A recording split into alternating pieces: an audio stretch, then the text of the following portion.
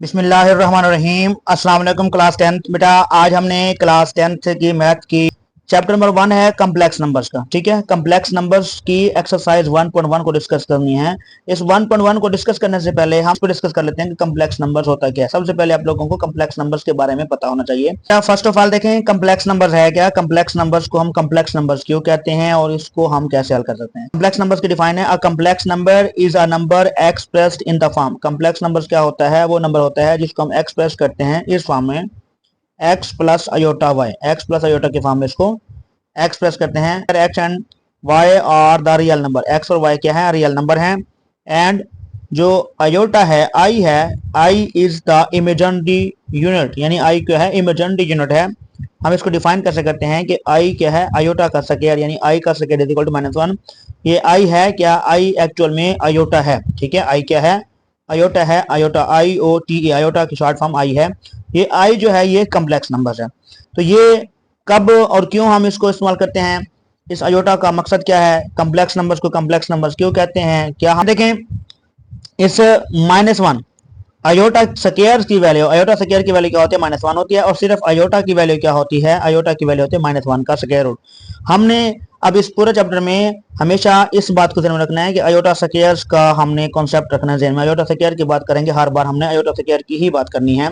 ये aorta squares क्यों आया, इसको कम्प्लेक्स नंबर्स क्यों कहते हैं। देखें कम्प्लेक्स नंबर्स के लिए, कम्प्लेक्स नंबर वो नंबर होता है जिसको हम तकरीबन हल नहीं कर सकते। कुछ अर्सा पहले इसको हल करना मुमकिन नहीं था, लेकिन आज अब ऐसे नंबर्स को हल करने के लिए ये कम्प्लेक्स नंबर्स का अयोटा के टर्म जो है मुतारिफ करवाई गई है।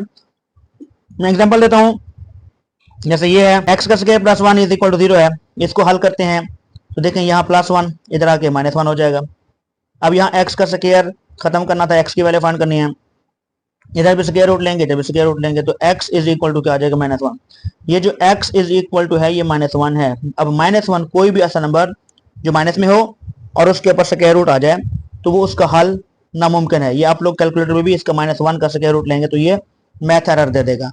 यानी -1 या माइनस कोई भी नंबर माइनस में हो उसका स्क्वायर रूट हम नहीं ले सकते। तो इस तरह के नंबर्स को हल करने के लिए कम्प्लेक्स नंबर्स की या अयोटा टर्म की जो है ना उसको इस्तेमाल करते हैं। यहाँ जो ये x हमने -1 से स्क्वायर रूट लिया, इसको हमने नाम दिया कि ये अयोटा है। अयोटा इज इक्वल टू -1 आ जाएगा। इसकी दूसरी मिसाल मैं आप लोगों को दे दूं कि x का स्क्वायर इज इक्वल टू -9 है।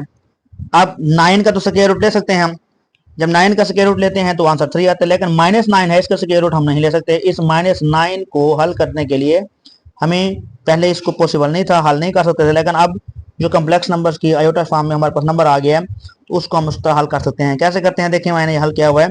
ये x का स्क्वायर प्लस 9 है, इस x स्क्वायर को सिंगल करने के लिए ये +9 इधर आके -9 हो गया। अब स्क्वायर है, स्क्वायर कैंसिल करने के दोनों तरफ स्क्वायर रूट लेंगे, इधर भी इधर भी, तो यहाँ x स्क्वायर का स्क्वायर रूट कैंसिल किया तो सिर्फ x आ गया। अब यहाँ -9 का स्क्वायर रूट वैसे तो हल नहीं होता, कैलकुलेटर पे हम नहीं कर सकते या माइनस वाले नंबर्स का स्क्वायर रूट फाइंड नहीं कर सकते। तो इसका जब कम्प्लेक्स नंबर के थ्रू हम हल करते हैं, इसको अलग करते हैं। -9 को हम लिखते हैं -1 × 9, -1 × 9। अब -1 को अलग लिखें स्क्वायर रूट में, 9 को अलग लिखें। 9 का स्क्वायर रूट 3 आता है, जो -1 का स्क्वायर रूट था। अब -1 का स्क्वायर रूट देखें किसके इक्वल है, -1 का स्क्वायर रूट जो वो है अयोटा के इक्वल। तो यहाँ -1 का स्क्वायर रूट जो है वो अयोटा के इक्वल आ गया। तो आंसर क्या आता है, 3 अयोटा। वैसे पॉसिबल नहीं था कि हम इसको हल करते हैं, ठीक है, वो मुमकिन नहीं था। अब इसी को हल करने के लिए कम्प्लेक्स नंबर्स का अयोटा की जो है ना वो टर्म मुतारिफ करवाई है, तो इसलिए हम इसको हल करके आंसर देते हैं 3 अयोटा। अब बेसिक आइडियाज क्या हैं इसके, देखें के बेसिक आइडियाज हैं। ये एक कम्प्लेक्स नंबर है और ये 2 पार्ट से मुश्किल होता है। ठीक है, कम्प्लेक्स नंबर के 2 हिस्से होते हैं। किसी भी कम्प्लेक्स नंबर में उसके 2 हिस्से होते हैं, एक को रियल पार्ट कहते हैं, ठीक है, और दूसरे को इमेजिनरी पार्ट कहते हैं। और ये आम तौर पे हम इसको लिखते कैसे हैं, ये लिखा जाता है a + b अयोटा की फॉर्म में। ठीक है, ये a + b अयोटा की फॉर्म में लिखा जाता है, ये आप लोगों को पता होना चाहिए। अब a है क्या, देखें a रियल पार्ट होता है, b इमेजिनरी पार्ट है, देखें यहाँ पे इमेजिनरी पार्ट है। और जो ये i है, अयोटा है, इसको हम इमेजिनरी यूनिट कहते हैं। i को क्या कहते हैं, इमेजिनरी यूनिट है। और इसको डिफाइन करते हैं कि ये आयोटा का स्क्वायर इज इक्वल टू -1 है। अब जहां भी हमें क्वेश्चन होगा, हमने कोशिश करना है इस आयोटा स्क्वायर की शेप में क्वेश्चन को लेके आए, आयोटा स्क्वायर की शेप में लेके उसको हल करें, क्योंकि हमारे पास वैल्यू आयोटा स्क्वायर की है।